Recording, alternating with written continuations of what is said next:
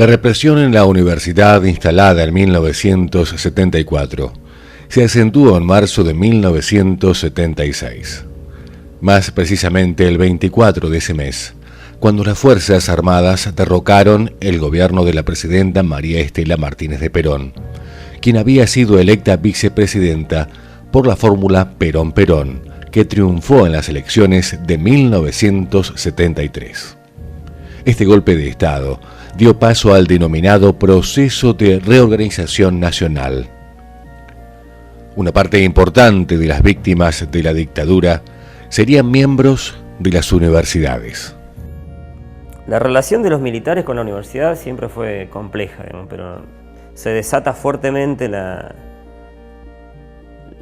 reacción negativa hacia la universidad a partir del golpe de Onganía, pese a que tuvo políticas universitarias distintas a la dictadura, y sobre todo la dictadura fue mucho más, la última dictadura fue mucho más fuerte y más decisiva en la acción que emprendió contra básicamente estudiantes y profesores, ¿no? Las casas de estudios fueron redistribuidas entre las distintas fuerzas militares.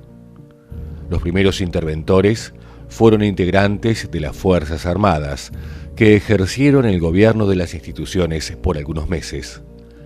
Luego serían reemplazados por civiles de extrema derecha. No hay que perder de vista que muchos historiadores de la educación ya han llamado la atención sobre no considerar a marzo del 76 necesariamente como la ruptura, ¿no? Como una ruptura, sino que hay algunos de estos procesos comenzaron a producirse antes, ¿no? Ya en la Universidad Argentina, previa al golpe del 76, ya habían empezado a darse situaciones de exclusión de cuadros académicos, una universidad en la que ya, por supuesto, que también estaba atravesada por la violencia. Ya durante la experiencia de gobierno que va de Cámpora hasta la muerte de Perón y después la caída de Isabel, las universidades estaban ya siendo vistas como un centro de formación de movimientos subversivos, como se hablaba en la época, ¿no? La AAA ya había hecho presa también de algunos de los profesores y había matado a algunas personas bastante conocidas en el ámbito de la oposición política. Se designaron 24 delegados militares al frente de las universidades nacionales. Estos delegados debían designar a los encargados de las universidades. Tenían todas las atribuciones y competencias que legalmente les correspondía a los titulares. Podían nombrar interventores y veedores según consideraran conveniente.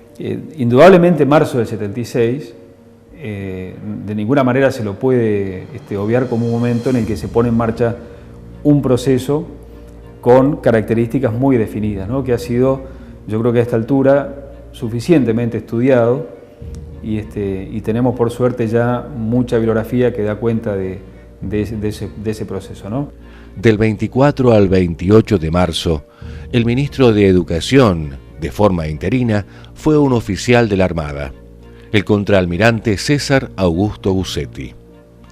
Aunque el tiempo de su cargo fue muy corto, se dictaron resoluciones y leyes importantes que orientaron la función del siguiente mandatario, Ricardo Pedro Bruera. Bueno, eliminan todo lo que es el cogobierno, intervienen las universidades, ponen un interventor que depende del Ministerio de Educación, con la función específica de algún modo vaciar las universidades.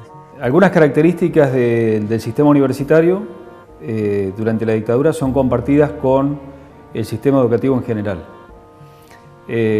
Un elemento importante tiene que ver con lo que en algún momento Braslavsky llamó como el elemento oscurantista, que tiene que ver con, digamos, la cara más visible de ese fenómeno tiene que ver con la prohibición de la enseñanza de determinadas líneas de pensamiento o teorías, enfoques disciplinares que habían generado de alguna manera un clima muy interesante en la universidad previa al golpe militar. Los militares sostenían que a través de la educación se difundía el virus subversivo, que luego penetraba en todos los ámbitos sociales.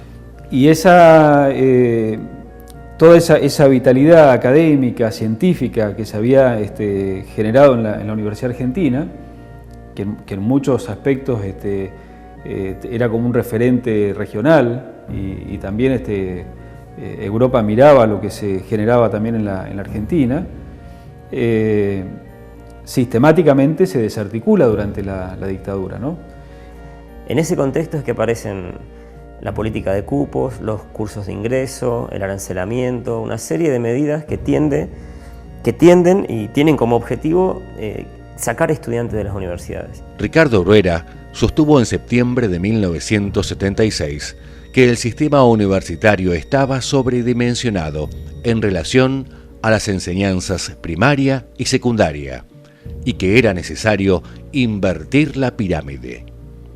El instrumento privilegiado para llevar a cabo este objetivo fue un sistema de exámenes basado en la fijación estricta de cupos por carrera y facultades y posteriormente la implementación de aranceles a los cursos universitarios, logrando restringir a los jóvenes el acceso a las casas de estudio. Y el otro elemento importante tiene que ver con el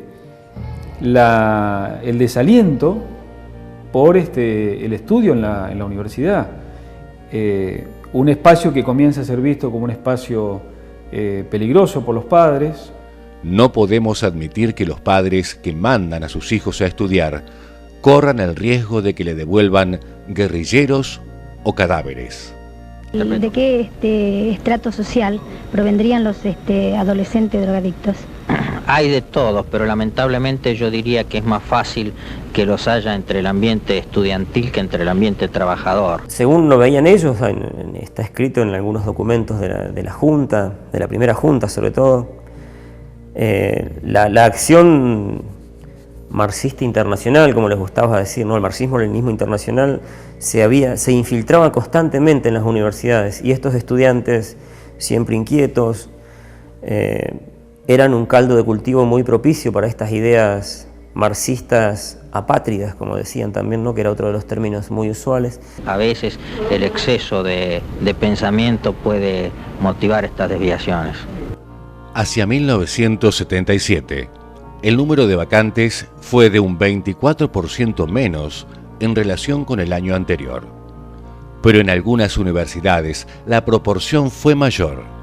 En Buenos Aires, las vacantes disminuyeron en un 59%, en Tucumán un 50% y un 60% en Córdoba. Simultáneamente o convergentemente con este proceso, lo que hay es un aumento de las universidades privadas, las instituciones terciarias, que comienzan a ser vistas como espacios más tranquilos, menos politizados. En este contexto, la idea de política adquiere una connotación negativa, ¿no? No te metas en política, no te metas en aquello, no reclames por lo otro. Lo que se intenta es dominar a un grupo siempre inquieto, como es la juventud en Argentina y cualquier juventud, y someterla a pautas de funcionamiento en las que se dice aquí se viene a estudiar, aquí no se hace esto, no se hace lo otro. Solo en un mes de 1976 fueron separados de sus cargos más de 100 docentes de la Universidad Nacional del Litoral, 300 profesionales entre docentes y no docentes de la Universidad de Córdoba y 200 de la Universidad Nacional del Sur. Más de 100 estudiantes fueron expulsados también en la Facultad Cordobesa. Eso significa en la práctica la cesantía, la desaparición de cuadros científicos, académicos de primer nivel, equipos completos de investigación, equipos de docencia, y que justamente su expulsión de la universidad, su exclusión de la universidad, generó un vaciamiento científico, académico, muy notorio, muy acentuado en la Universidad Argentina, ¿no? A una gran cantidad de docentes cesanteados se les prohibió el ejercicio de su profesión en cualquier ámbito educativo. El proyecto de transformación universitaria contemplaba diferentes aspectos. En primer término, suponía un control estricto desde el punto de vista político e ideológico, pero también incluía un plan para reducir en términos generales la dimensión del sistema, redistribuir la matrícula y canalizar hacia ámbitos extrauniversitarios las actividades de investigaciones científicas. Y que tiene, además, un claro reflejo en los planes de estudio. Por supuesto, ese vaciamiento también se ve claramente en las bibliotecas de las distintas facultades, ni que hablar en los proyectos de investigación. Se modificaban los planes de estudio de casi todas las carreras, pero afectaba principalmente a las disciplinas que los militares identificaban como lugares de penetración ideológica subversiva. Carreras del ámbito de las ciencias sociales, como psicología, sociología y antropología. Carreras completas fueron suprimidas, como cinematografía, los profesorados de humanidades, matemáticas, física y química.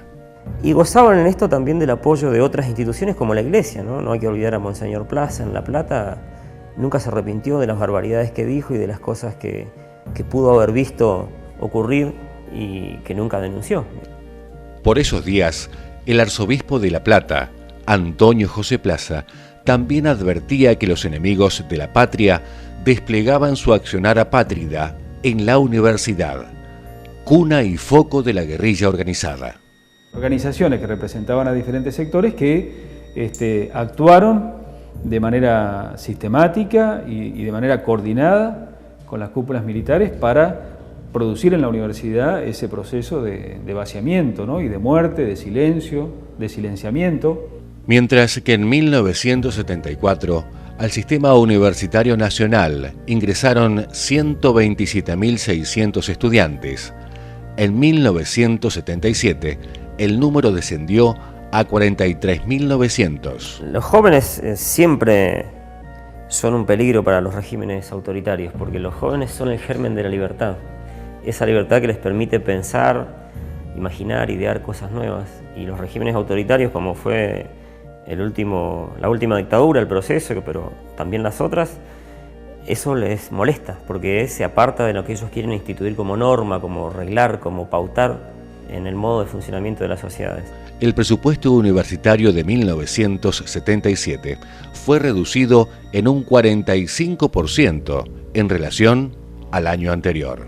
Ni hablar, por ejemplo, de planes de estudio estructurados de tal manera, con un sistema de correlativas un sistema tan denso de correlatividades, que prácticamente impedía el tránsito por la carrera para todos aquellos alumnos que no tuviesen la posibilidad de dedicarse, de tener una dedicación exclusiva al estudio. Por lo tanto, un trabajador con una jornada laboral normal de 8 horas, prácticamente no podía estudiar en la universidad.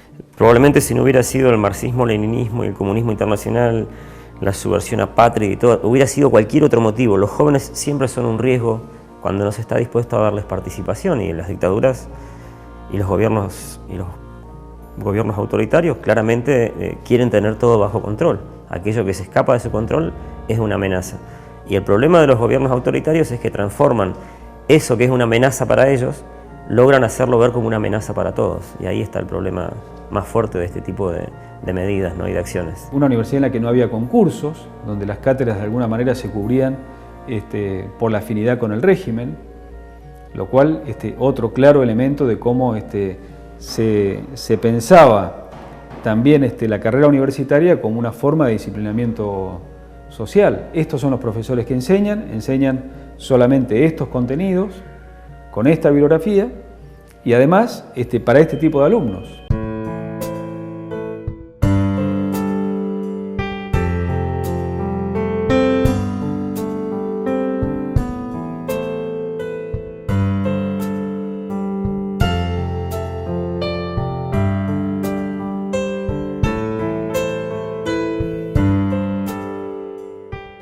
En el 83, ya comienza un proceso de apertura, con Alfonsín sobre todo, comienza a haber un proceso de repatriación de muchos profesionales que habían ido al exilio y que estaban esperando el momento de volver, ¿no? Yo creo que ahí hay que, una cuestión importante es que hay que revalorizar esa primera parte de el primer gobierno democrático, porque son 3 o 4 años de mucha intensidad, de mucha discusión interna en la universidad, pero con un elemento que es muy interesante. Ingresan nuevos grupos a la universidad, esos profesores que habían sido cesanteados. Hay un decreto de Alfonsín que justamente deja sin efecto esas cesantías y son profesores que pueden volver a ocupar sus cátedras. Ese proceso es muy, muy interesante en Argentina. Creo que en eso es innegable el esfuerzo que hizo Raúl Alfonsín por generar un espacio político distinto, que después, por distintas razones, no pudo seguir piloteando hasta el final. Pero él generó esta idea de que con la democracia que él encabezaba en ese momento como presidente se iban a poder hacer muchas cosas que hasta entonces no se habían podido hacer y que la dictadura había intentado suprimir o eliminar directamente. En paralelo se produce la discusión de los planes de estudio, de los reglamentos de alumnos que eran, por supuesto, en extremo restrictivos. Los procesos se van complejizando, quizás se van retomando cosas, se van abriendo nuevas vías. Se discute, al mismo tiempo, se discuten una gran cantidad de objetos, de elementos, en ese proceso de normalización de la universidad, que va desde el 10 de diciembre de 1983 hasta, en algunos casos, 1986. En el 83, 85, 87, la mayoría de los centros de estudiantes estaban ocupados por agrupaciones de izquierda y la Franja Morada, ¿no?, que era el brazo político del radicalismo en las universidades. Pero en el caso particular de sociales, durante 2 o 3 años el partido intransigente fue el dominante en el centro. Hacia el 88 comienza a perder hegemonía frente al peronismo más tradicional.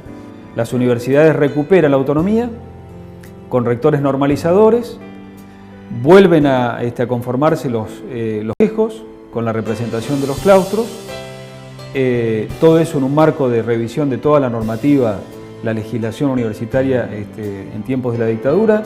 Se producen, se sancionan leyes y decretos muy importantes y eso genera un clima en la universidad muy importante que yo creo que todavía no ha sido suficientemente ni estudiado ni valorizado o reconocido.